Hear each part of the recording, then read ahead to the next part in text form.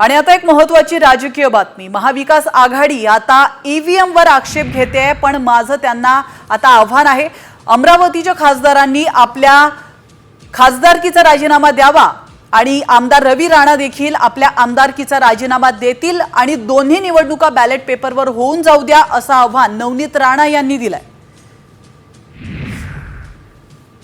जे महाविकास आघाडीला ईव्हीएम वर जे ऑब्जेक्शन आहे त्यांना माझं आव्हान आहे की अमरावती जिल्ह्याचे खासदारांनी राजीनामा द्यावा आणि तसंच रवी राणाजी आपल्या आमदारकीचाही राजीनामा देतील आणि तेही सुद्धा बॅलेटवर करावं।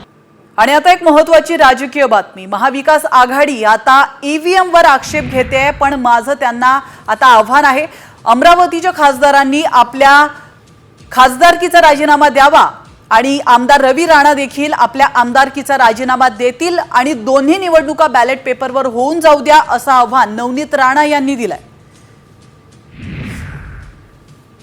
जे महाविकास आघाडीला ईव्हीएम वर जे ऑब्जेक्शन आहे त्यांना माझं आव्हान आहे की अमरावती जिल्ह्याचे खासदारांनी राजीनामा द्यावा आणि तसंच रवी राणाजी आपल्या आमदारकीचाही राजीनामा देतील आणि तेही सुद्धा बॅलेटवर करावं।